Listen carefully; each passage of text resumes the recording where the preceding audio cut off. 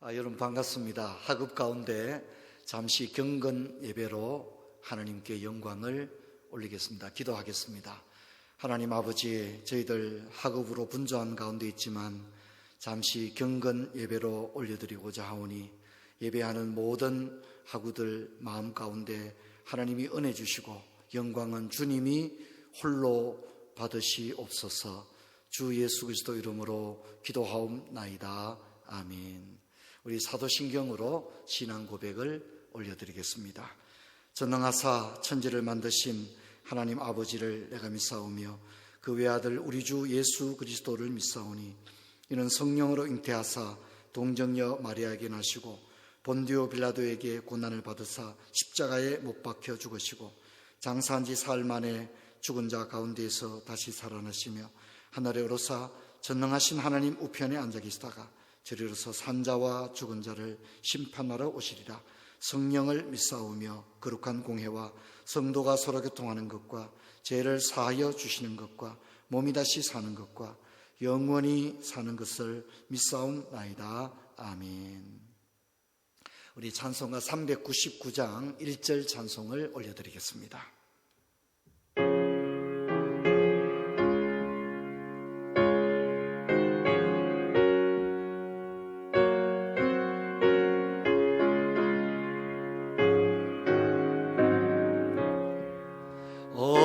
어린 양들아 두려워 말아라. 주님 우리와 함께 하신다. 하늘과 땅의 모든 권세로 그 양떼들을 항상 지키신다. 오직 믿음으로 두려움 없으리. 오직 믿음으로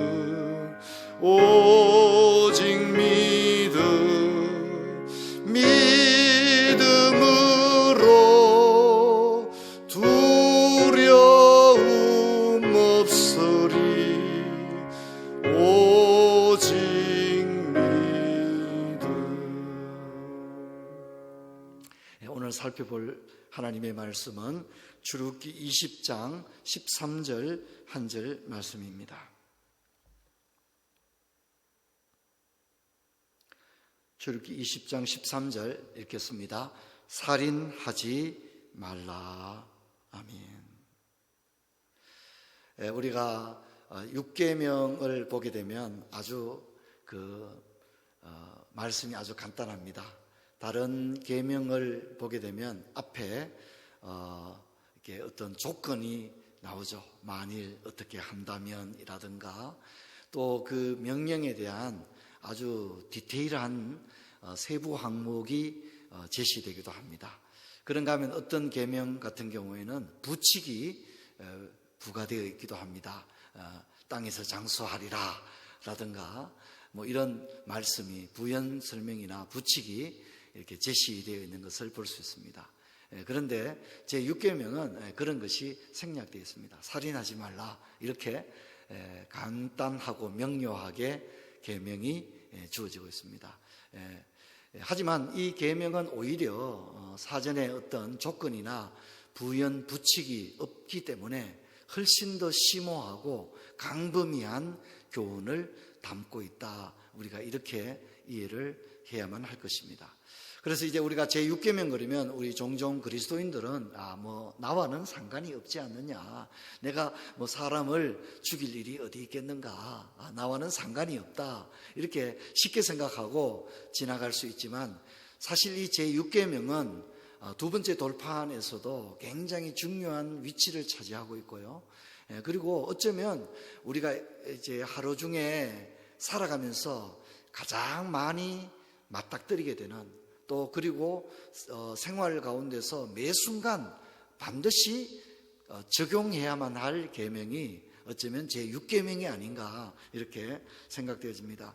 장갈뱅은 기독교 강요 10계명 해설 부분에서 6계명을 해설하기를 이렇게 설명을 하고 있습니다. 이 계명의 목적은 하나님이 모든 인류를 단일체로 결속시켰기 때문에 이렇게 얘기합니다. 뭔 얘기냐면 피부와 인종과 민족과 시대와 또 이데올로기를 뛰어넘어서 모든 인류는 단일체로 지어진 하나님의 형상을 따라 지음을 받았다는 측면에서는 모두가 동일한 단일체라는 것입니다.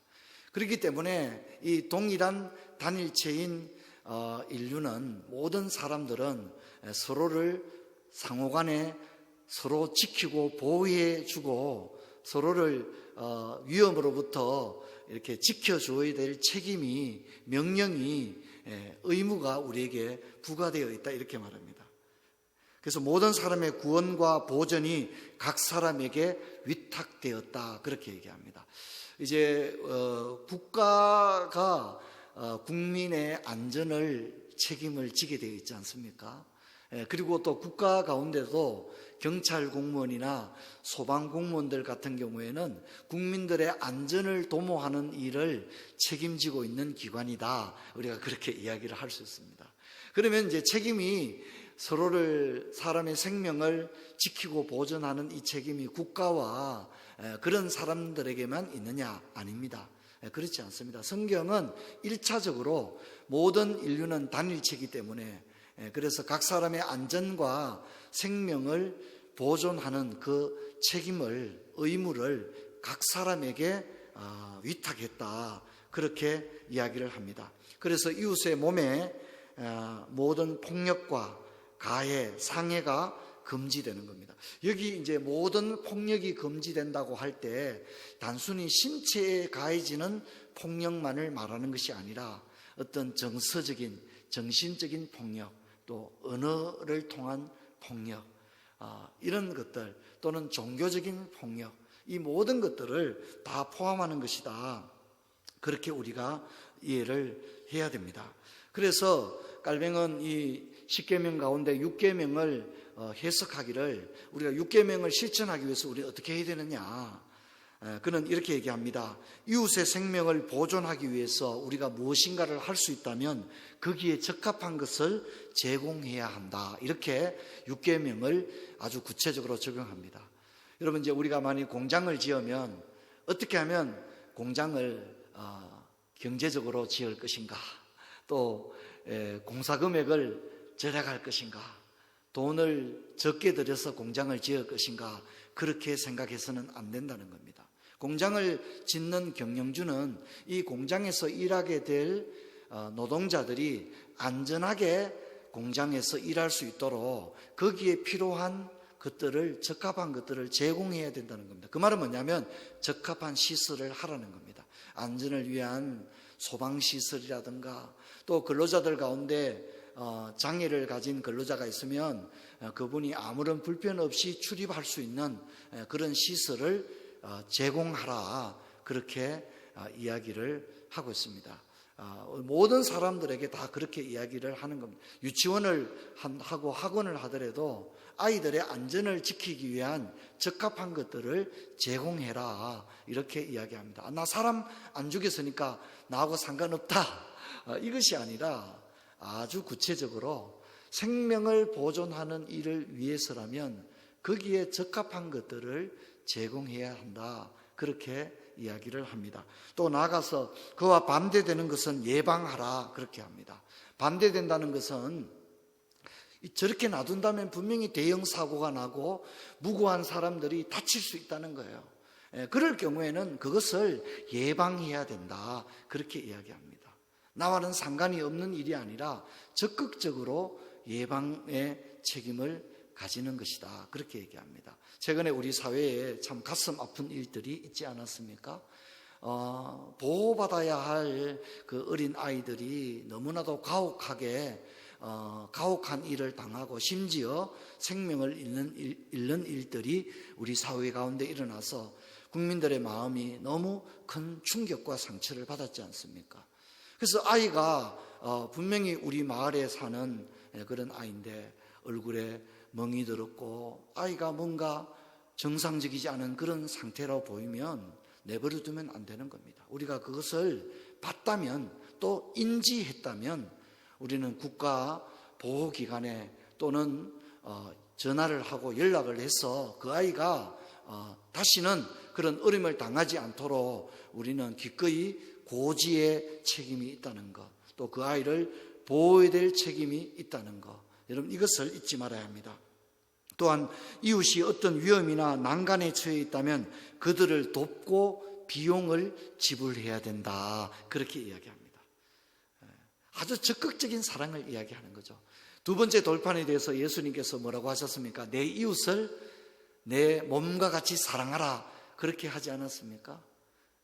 그렇기 때문에 우리는 어려움에 처한 사람이 있으면 도와야 합니다. 그리고 필요하다면 기꺼이 비용을 지불해야 된다는 거죠. 내 돈을 사용해서 그들의 생명을 보존하는 일을 위하여 우리가 어떤 역할을 해야 된다, 그렇게 이야기를 하고 있습니다. 여러분, 육계명에 대해서는 예수님도 복음서에서 말씀을 하셨죠. 형제를 미워하는 자는 살인한 자다, 그렇게 말씀했지 않습니까? 그래서 예수님은 이 육계명을 한 단계 더 끌어올립니다. 깔뱅은 예수님이야말로 십계명의 가장 권위 있는 해설자시다, 그렇게 일갈하고 있습니다. 과연 예수님께서는 이 육계명을 한 차원 더 끌어올려서 마음의 살인을 언급하고 있는 것입니다. 그래서 여러분, 비록 손이 살인을 낳지만 마음의 분노와 미움으로 얼룩지게 될 때 살인을 품게 되는 것이다, 그렇게 이야기를 합니다. 인간이 가진 많은 감정이 있습니다. 그 가운데 미워하는 감정과 분노하는 감정, 특히 분노가 극에 달하면 격동, 격노하게 되어집니다. 그런데 성경은 이것을 금하고 있습니다. 내 마음 가는 대로 막 감정을 내버려 두면 안 됩니다. 미움과 분노, 격동, 격노는 살인으로 연결되는 감정이고 정서이기 때문에 성경은 이것을 금하고 있습니다.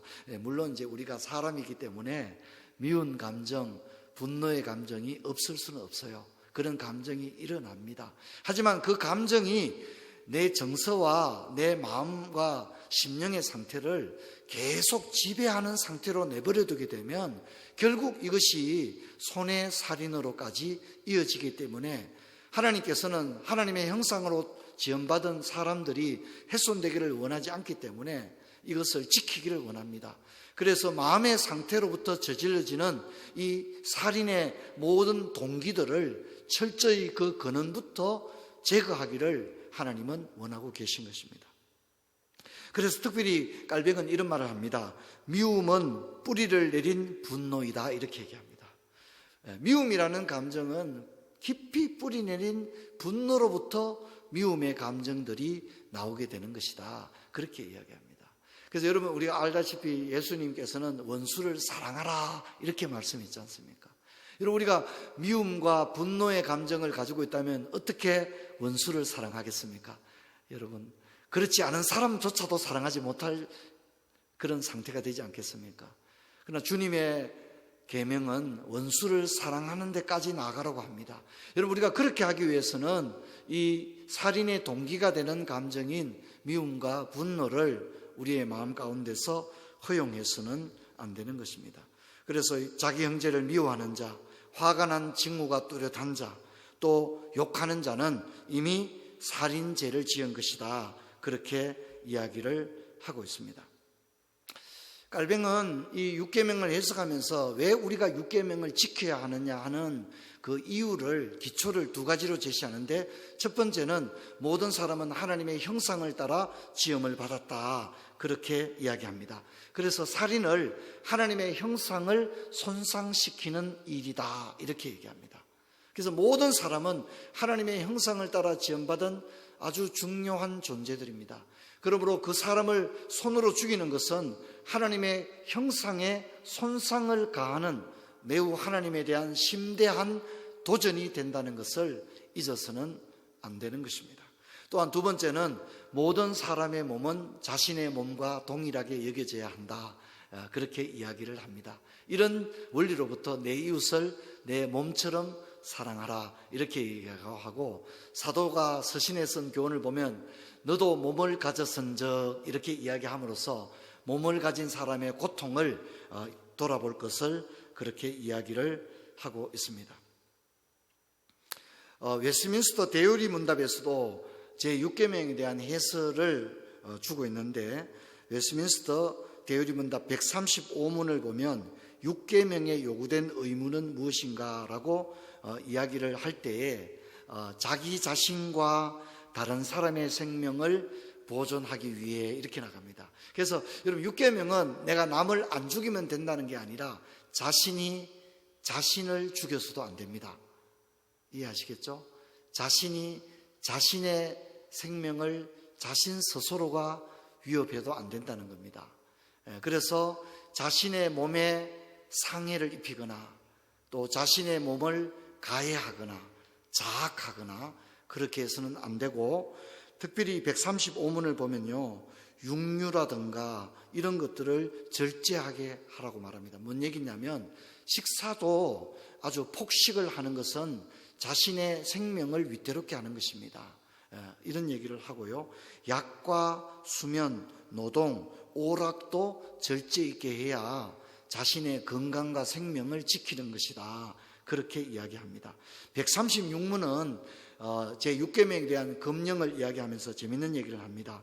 공적 재판이나 합법적 전쟁 혹은 정당방위라는 말을 하는데, 이것은 6계명에서 예외가 되어지는 허용하는 살인을 말하는 예외 규정인데, 사형제도라든가 또 전쟁에서의 살인, 그리고 정당방위, 이런 것들은 6계명에서 예외적인 경우다. 그렇게 이야기를 하고, 또 생명 보존의 방편을 소홀히 하거나 철회해서는 안 된다. 이렇게 이야기합니다. 무슨 얘기냐면, 종종 그 뉴스에 안타까운 뉴스가 나오는 것을 우리가 듣게 되는데요, 자기 자녀가 아픈데 병원에 안 데려가고 계속 부모가 기도하다가 아이가 그냥 집에서 죽는 거예요.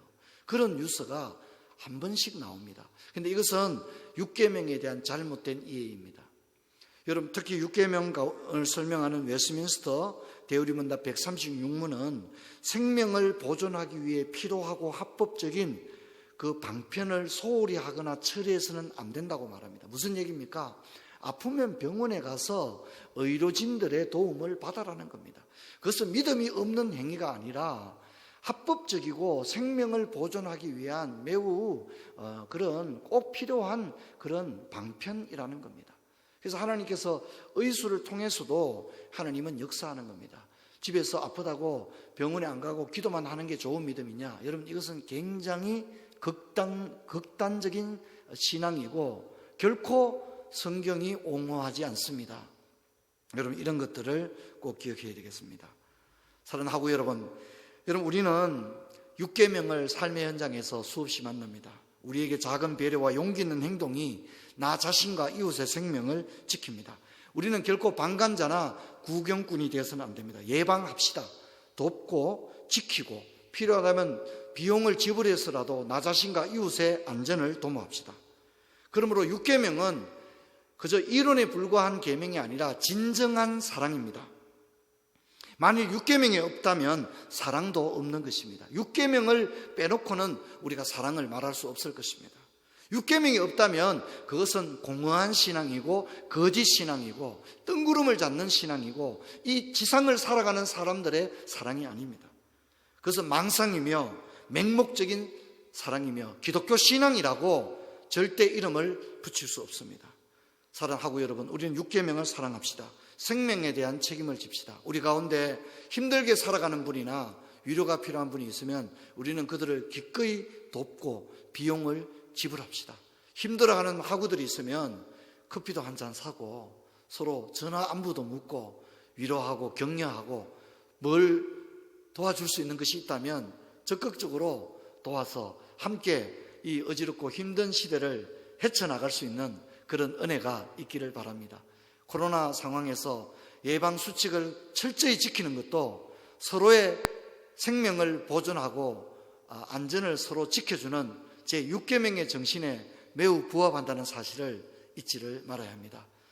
사랑하고 여러분, 6계명을 우리의 삶 가운데 실천하는 저와 여러분 되기를 바랍니다. 기도하겠습니다. 하나님 아버지, 제6계명의 말씀을 잠시 묵상했습니다.